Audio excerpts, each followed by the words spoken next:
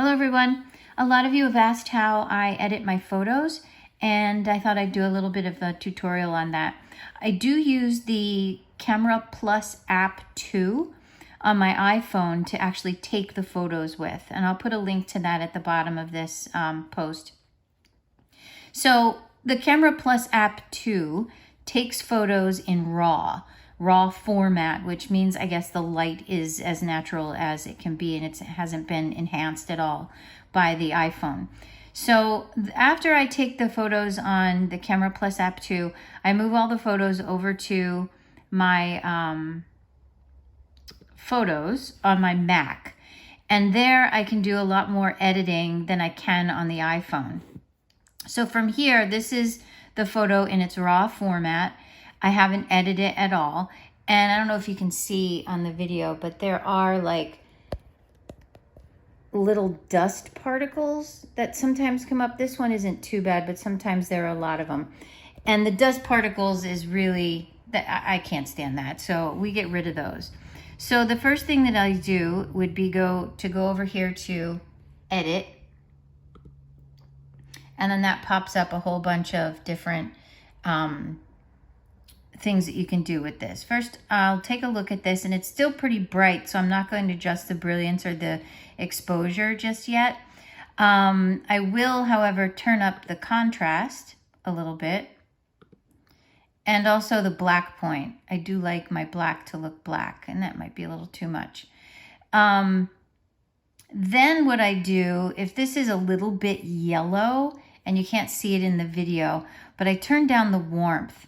That takes any of, I don't know if you can see the difference there. I'll do it again. This is the regular one. And then I turn down the warmth right over here on the right. And that just kind of takes out any yellowing or gold color in the photograph. So now what I want to do is take away all those dust particles. So I go over here to retouch, and I make my dot pretty small, because if you don't, it'll make a blur within your photo. So let's get close in here and I'll see if I can see this. Here's a dot right here, or dust particle right there. I'm going to take that out and then go over here and take those, and I'm just going to keep going over it until I get all these imperfections out of the photograph. There's another one over there. There's one right inside my pendant. I'd like to get rid of that. So that looks pretty good. There's a couple more here.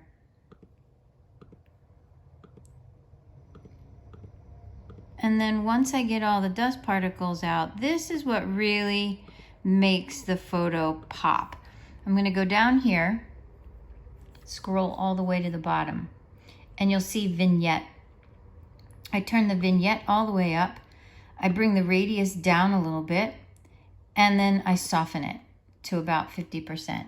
And that really makes the photo pop and sort of highlights where you would like to highlight the center of the object of the photo. I found another, sometimes this brings out more dust particles, so I'm going to go back in and fix those up a little bit. And that looks pretty good. You can also crop from here, which I don't really need to do on this photo. I kind of like it the way it is. And there's another little dust particle right on the edge. And that looks pretty darn good. So then, here's a trick you might not know. And this is going to save you an absolute ton of time. So you can copy and paste the edits that you made on this photo. So when I go to my next photo, I don't have to do all the stuff that's up in here. And actually, I didn't really do a whole lot. Sometimes I have to turn up the brilliance. Maybe I will turn up the brilliance a little bit on this. Sometimes the exposure isn't right, and you can adjust the exposure. But this one looks pretty good. I also take all my photos in natural light. So I took this right out onto the deck, put it on the picnic table on a piece of black cardstock paper. And you can also turn up or down your shadowing, but that make it look pretty dark. And also the brightness of the photo. But I kind of like this right where it is. But if I had done a whole lot of that, sometimes it takes a lot of figuring and fiddling with. So to make this easier on my next photo, I'm going to come down here, and I'm holding a phone in one hand, so this is going to be tough. I'm going to hit Shift, Command, do this with my other hand. Shift, Command, and C. That copies everything that you just did in the editing of this photo, except for the removing of the dots or the dust.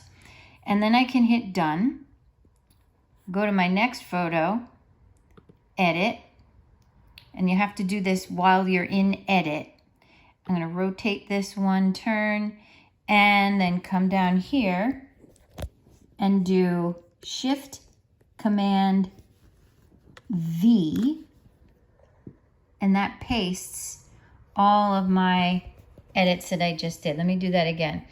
Edit, undo, paste adjustments. So there's my raw photo. And then if I come down here, and I'll keep it on the screen so you can see that. Shift, Command, V, and there, all of my edits just came in. Now, if I wanted to crop this photo, you just go up here to crop, take that down a bit, take this over a bit, crop, and then I go back to adjust. Crop is here. I go back to adjust, and then that will also adjust my vignette so that, and then maybe I want to make this a little bit different. Turn up the radius a little bit. And then I can go in and remove all the dust particles on this photo. So then all I have to do on this photo is make a few minor adjustments and remove the dust. The other thing that you all have been asking about is how I get my words or watermarks on my photos. So I have this app right down here called Watermark Plus. This you can download from the App Store on your Mac and put that right on your toolbar down there. I'm going to open up Watermark Plus. There's already a photo in here, but let's say I want to watermark a couple of photos. I'm going to click Add, go to Photos, and oh, that's not work. We want Photos. And wait for this to load up here for just a second. There we go. Takes a while. And I'm going to just select one of these photos. If you wanted to do multiple photos, you would just hit Shift and then click on each different photo that you wanted to upload into Watermark. So I'll hit Open. And now we have 2 photographs in here that I can add a watermark to. The first thing I'm going to do is go up here to Text. And you'll see a little text box pop up right here. Over here on the left are all the adjustments. So this has an opacity setting on it. I'm going to make that big so you can see it. This one is kind of clear-ish. You can see through it.